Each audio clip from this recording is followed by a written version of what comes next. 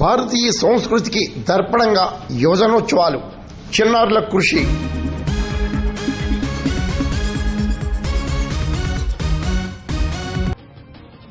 భారతీయ సంస్కృతి సంప్రదాయాలను పరిరక్షిస్తూ తూర్పుగోదావరి జిల్లా రంగంపేటలో దేవిని శ్రీనివాస్ ఆధ్వర్యంలో సైకత శిల్ప రూపకల్పన జరిగింది.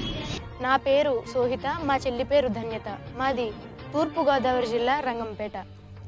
యువతకు మంచి సందేశాన్ని అందించిన స్వామి వివేకానంద గారి జయంతిని మనం యువజన దినోత్సవంగా జరుపుకోవడం మన అదృష్టంగా భావించాలి. నేడు యువత మన సంస్కృతి సంప్రదాయాలను పూర్తిగా మర్చిపోతున్నారు. ఇది అసలు సరైనది కాదు.